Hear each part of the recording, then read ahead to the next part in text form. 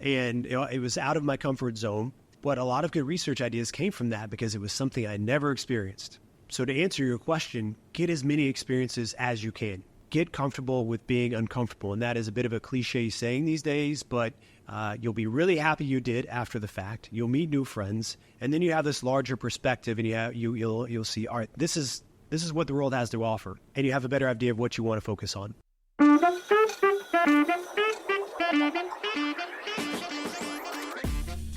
Welcome to TSU Human Performance Sports Science Podcast, where we dive into the fascinating world of sports science and innovation, right here at Tennessee State University. We are your hosts. I'm Neil Monet and Franka Sindicic, and today we are taking you on an exciting journey to educate, entertain, and keep you up to date of happenings right here on our campus. In each episode of TSU HPSS, we'll bring you exclusive interviews with our expert faculty, coaches, student athletes, and our students from our departments who are making stride in this field.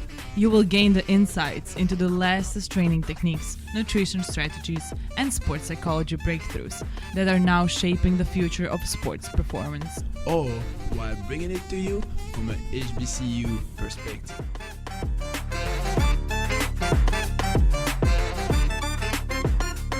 Welcome back, everybody, to our new TSU HPSS podcast. Today we have Dr. C with us. Hey, Dr. C. What's up, guys? Glad to be here. Glad to have you today. Today we're going to talk about sports science and research-wise, because you are both a professor and also a scientist. So I want to talk about that regarding what you're doing for us at HPSS. And but before that, can you give us a little bit of intro about yourself and how did you get to TSU? I got to TSU by way of a couple undergrad degrees in Illinois.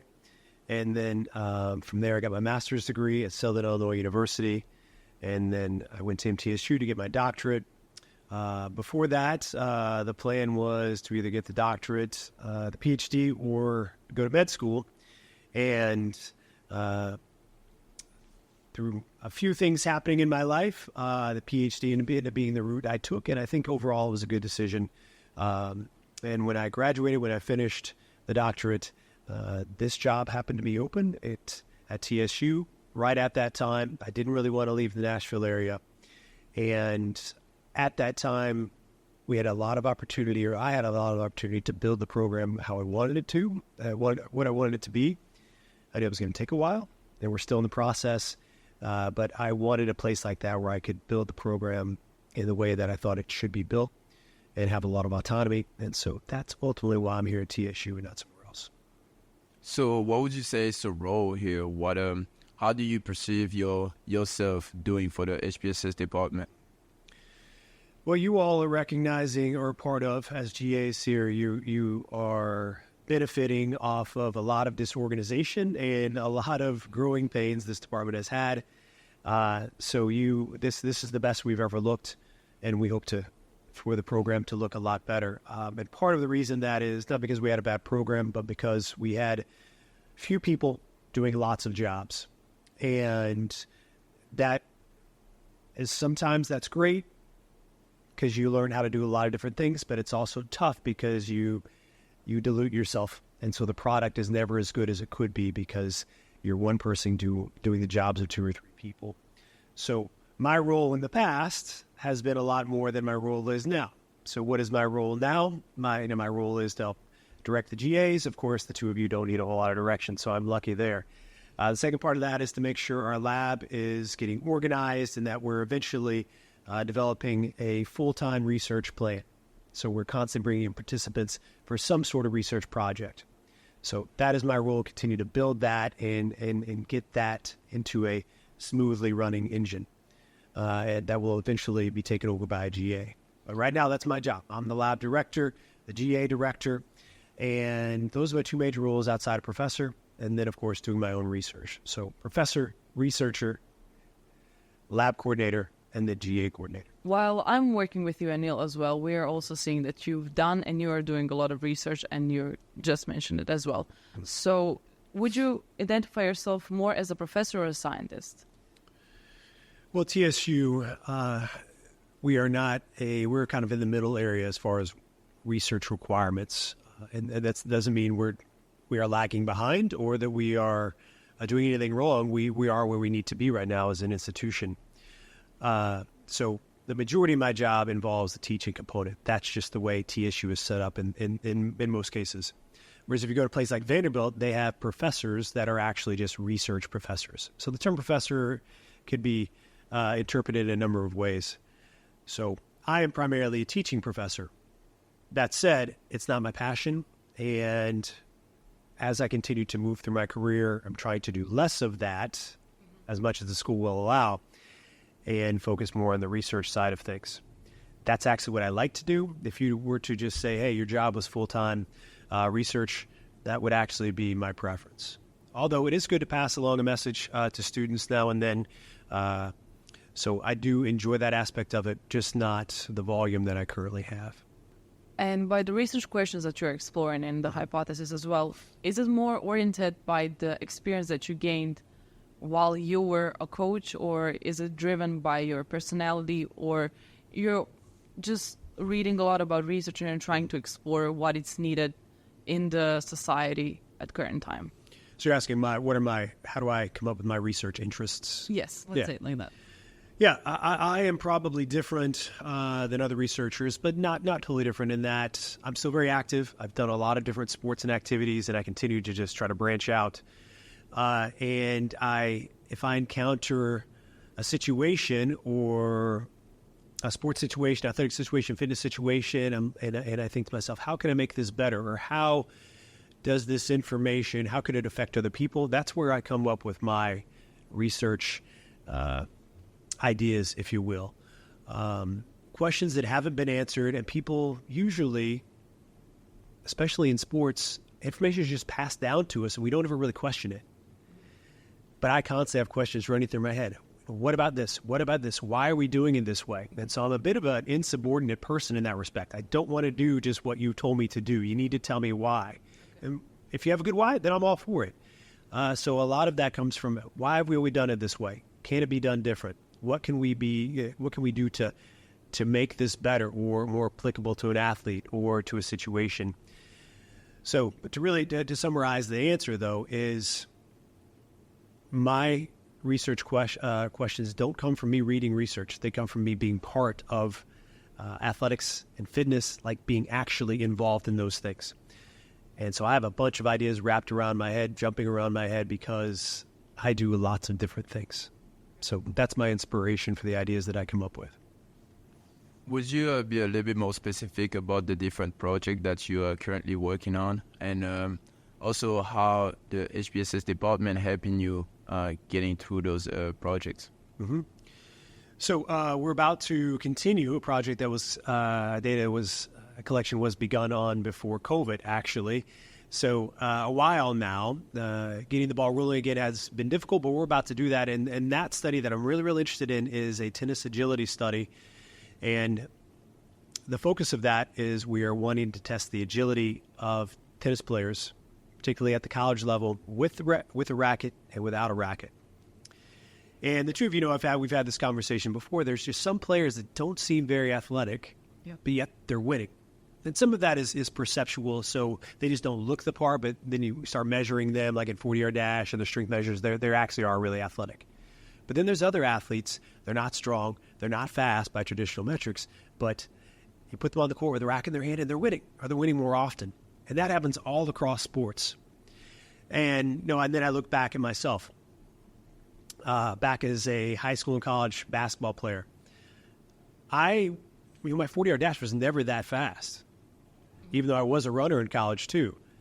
But you put me on the basketball court and I could sprint past everybody. For whatever reason, changing that atmosphere, putting a ball in my hand, it didn't make me faster, but I was able to do things faster with an implement or an object that I had to handle at the same time.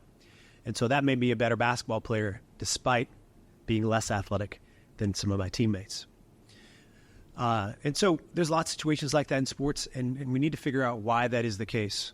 And what makes a player who's maybe not as athletic, in some cases way less athletic, more competitive or a better athlete in terms of what they win versus what they don't.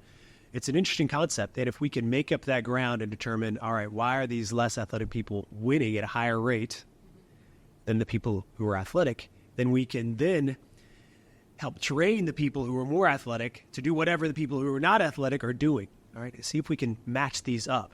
And then you've created a super athlete, right? We're maximizing their athletic potential, and then we're maximizing their skill.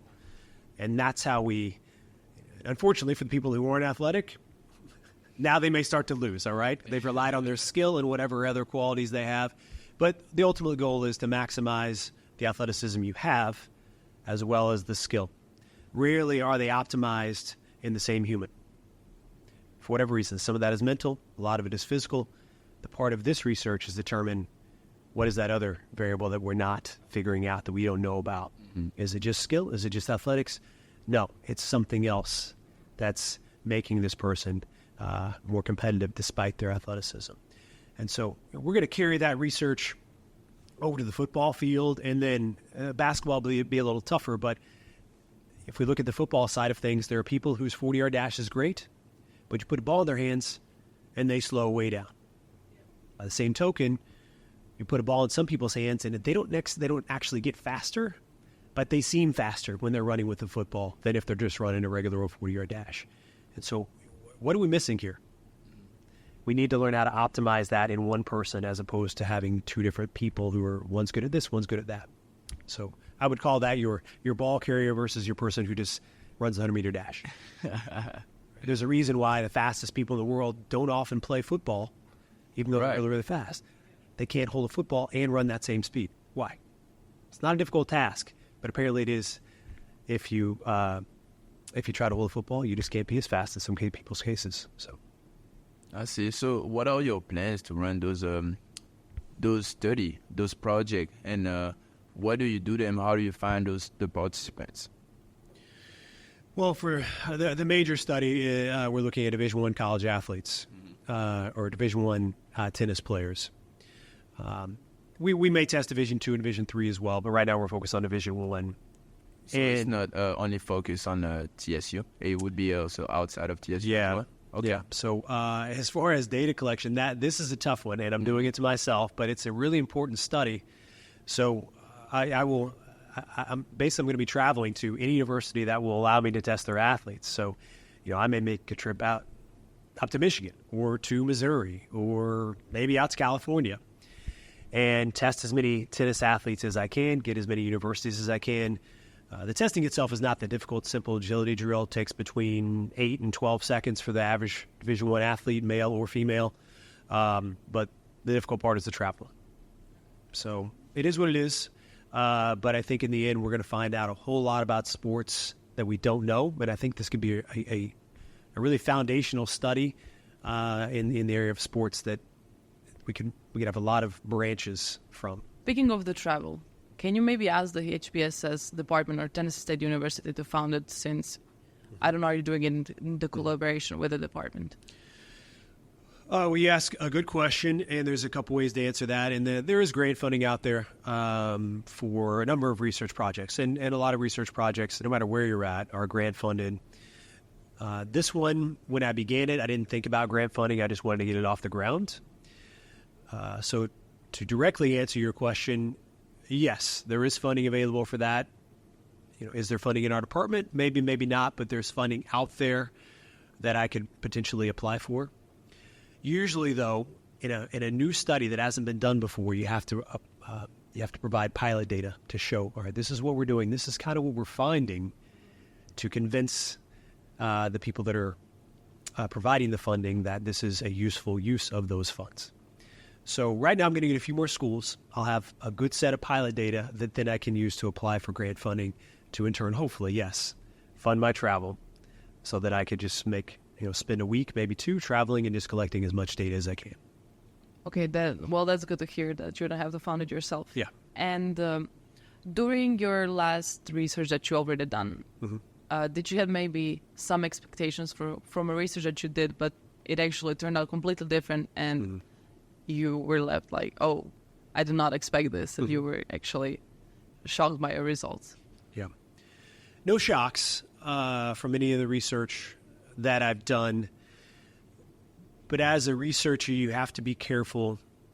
Your job, if you have high expectations, then that can tend to infiltrate your analysis and your evaluation of the data that you have gathered and analyzed. You want to be as objective as possible. That's what I'm trying to say. If you really have a strong interest in what you're doing, subconsciously, how you write the paper and the evaluation can actually be affected. So as a solid ethical researcher, you should do your best to be as objective as completely possible. You have no horse in the race, if you will. That's the attitude you try to go in with, is you have no idea. You have an idea what's going to happen because of previous research, but you try to be as dumb as possible, to put it bluntly, about what's going to happen, so that way you don't inundate yourself into the project. Your only job there is to gather the data, analyze it, write about it as objectively as possible, then be as disconnected as possible. That said, no shocks. But as you know, I've done a few research studies involving barefoot running and different types of running shoes. I wasn't necessarily shocked by what we found in that the type of running shoe or running barefoot varies. Its effect on your ability to run efficiently it varies from person to person. I really wasn't surprised by that. It's kind of like we all have different running styles that work. You could be a wacky looking runner, but somehow be faster than I am. That's just how it works. But in some cases, what did somewhat surprise me is some people, just by taking off their shoes, were like 15 or 20% more efficient. Efficient is not the exact word we want to use, but for the sake of this podcast, I'm going to use that at running, just by taking off a pair of shoes. Other people, and running barefoot. Other people, by changing the type of shoe they wore anywhere from 8 to 15% more efficient. And then other people were way less efficient by running barefoot. So there was a lot of variation from person to person, what's great about that is that if you don't want to run barefoot, maybe you don't have to. Maybe it's not the best thing for you. Maybe you just need to go find the best pair of shoes for you. That information is somewhat taken off over the last few years, that people are a little more, they're not trying to just find a shoe that's a fad. There is some of that going on. But the message that needs to be sent from that research is go find what's best for you. What is best for you may be awful for somebody else, and vice versa. So nothing terribly shocking, but the degree of variation from one person to another, that was a little surprising. I expected most people to vary by 3 to 5%, something like that. That's what the previous research in these areas have kind of told us. Some people, it was up to like 20%. And that is a lot. You're talking about if you're running a marathon and you're 20% more efficient, how much faster or how much better are you going to feel at the end of that race? So that's huge. I wanted to talk about the different experience that you're doing for the TSU athletes. Mm-hmm. Would you talk about those? The athletes in terms of what?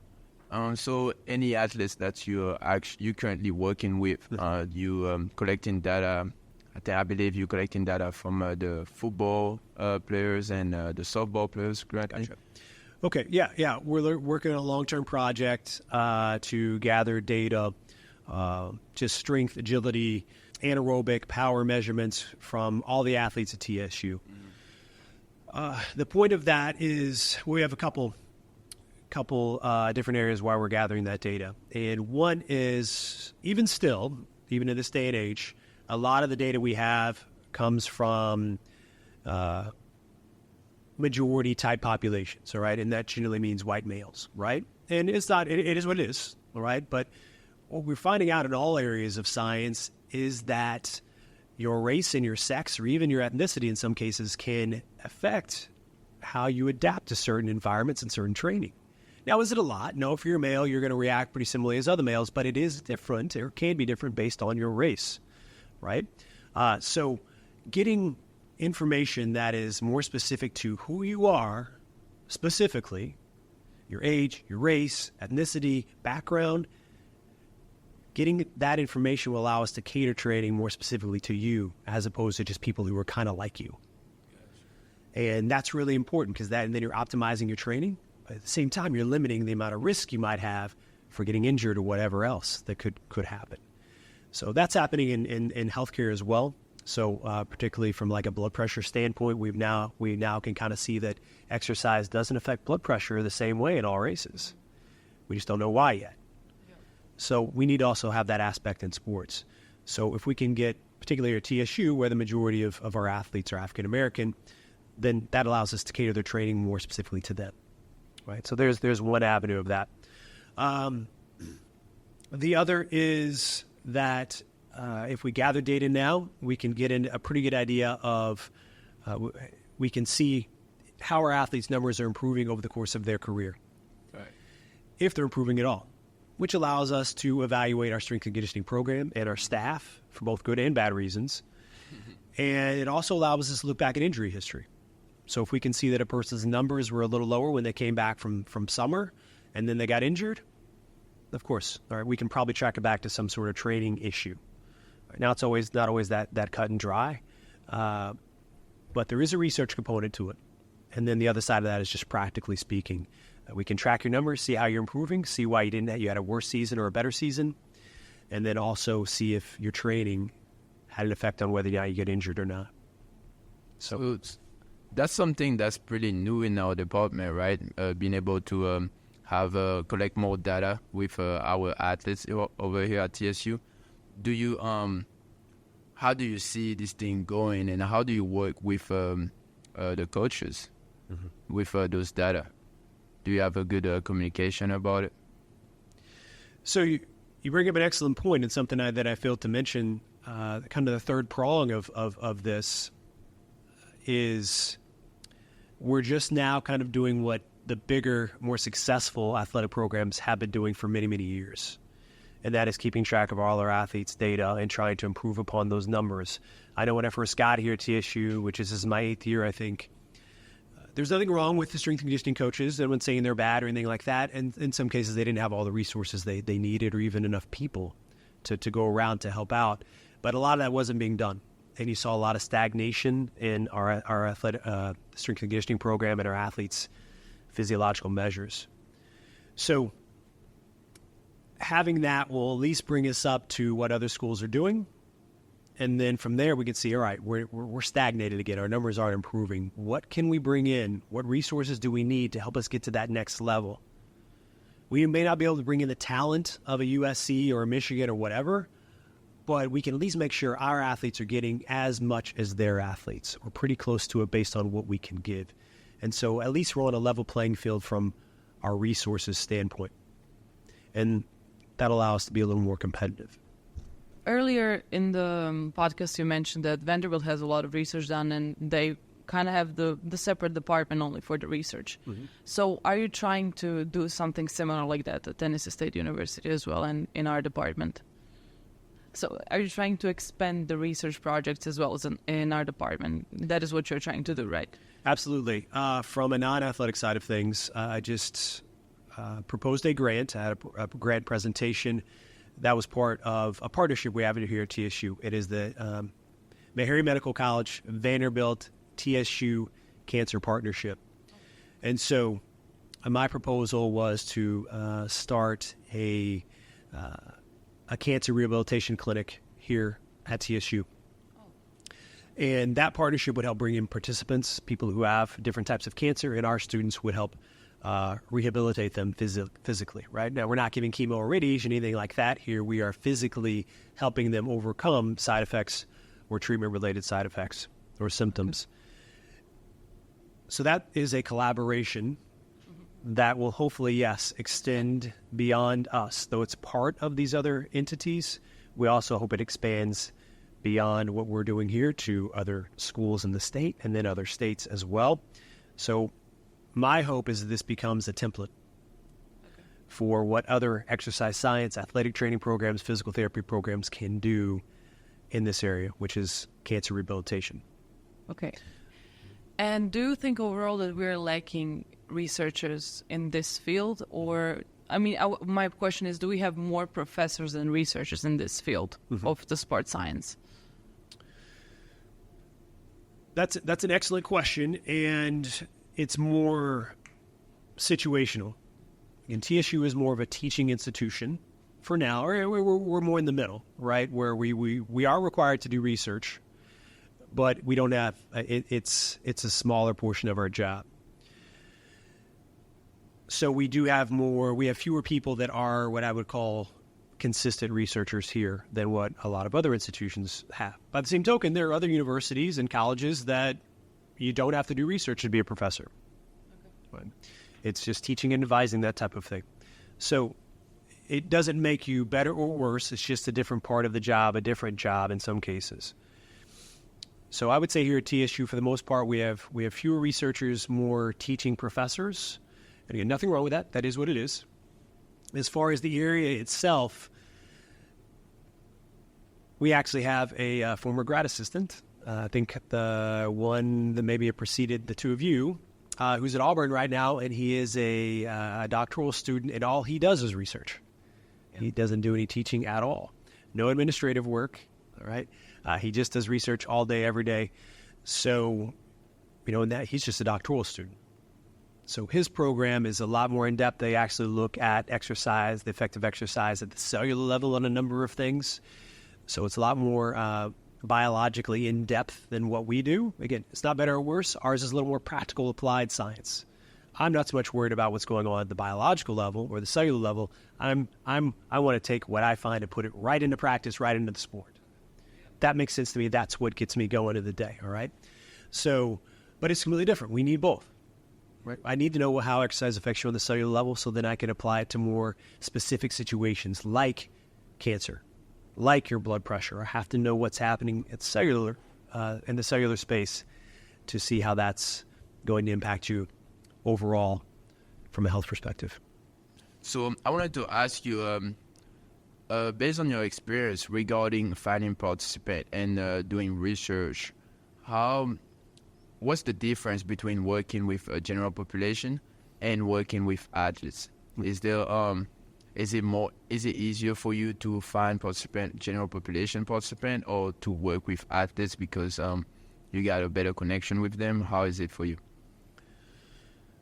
I am more comfortable working with athletes because I have been one for most of my life. So I kind of understand where their head's at, what they're looking for.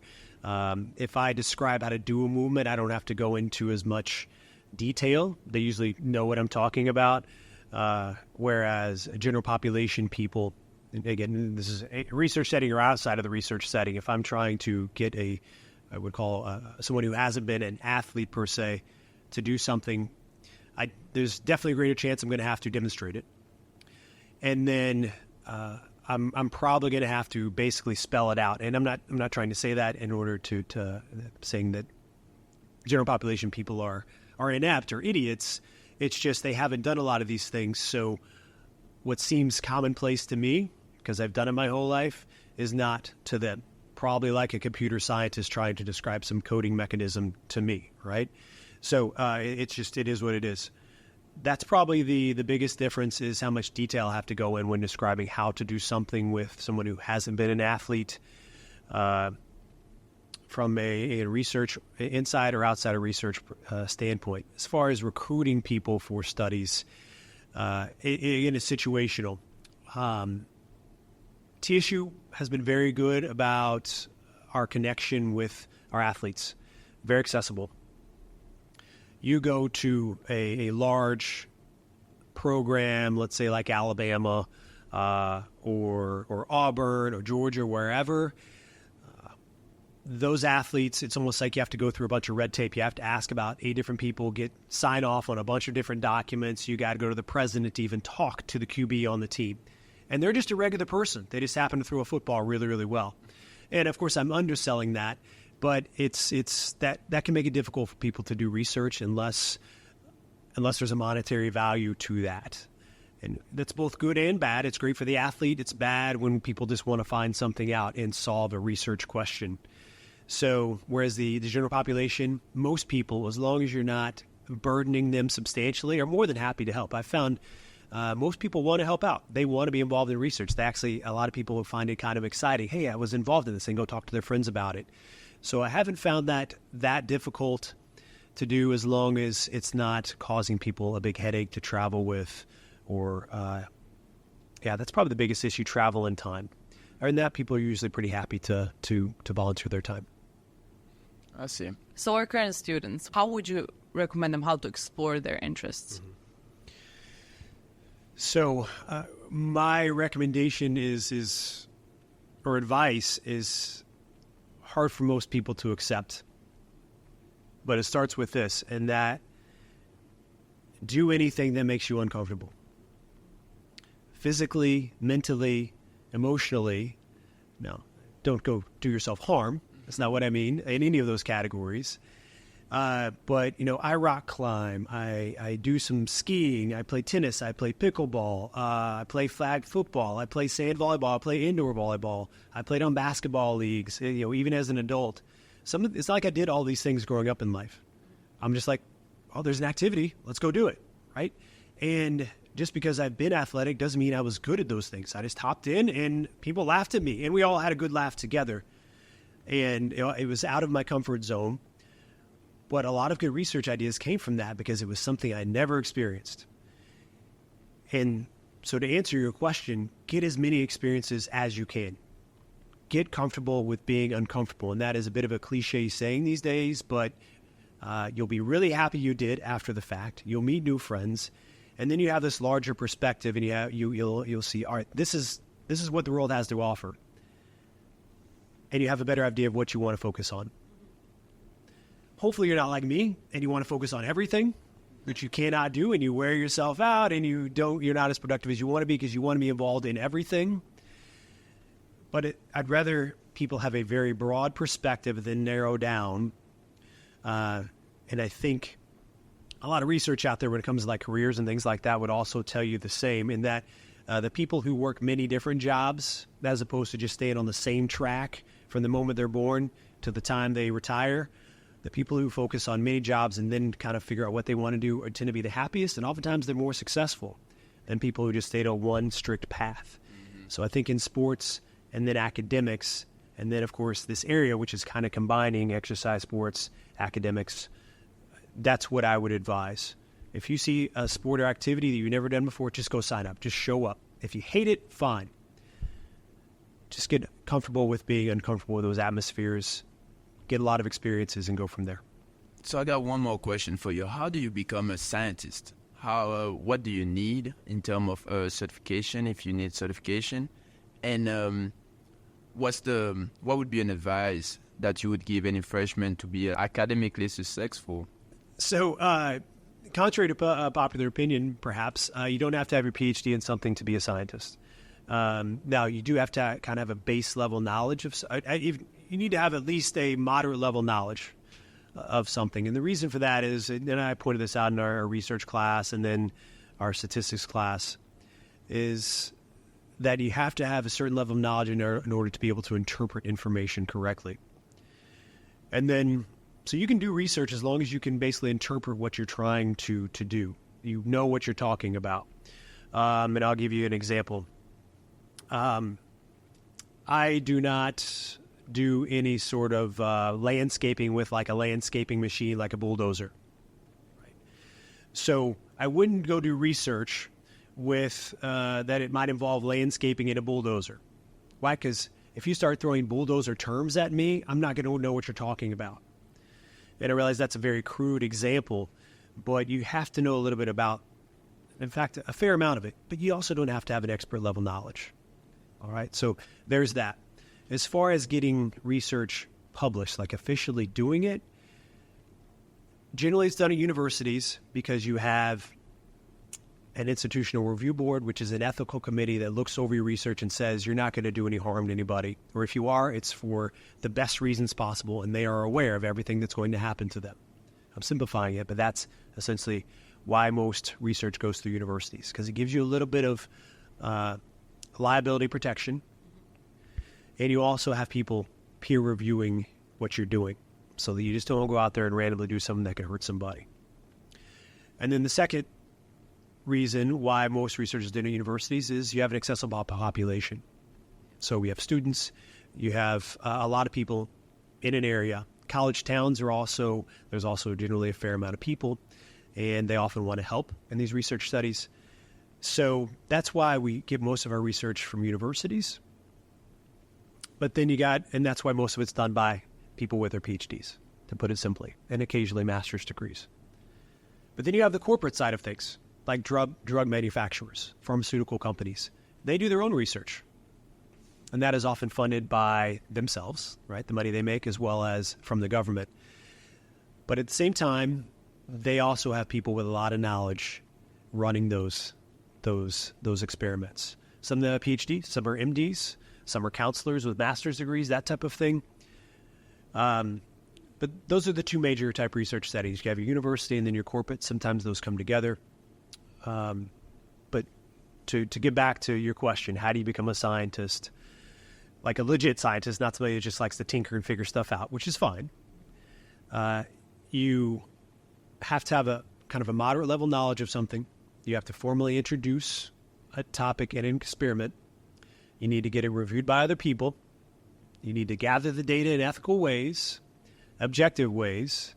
You need to get the proper people to analyze it, and then you submit it for publication after you properly analyze and evaluate it.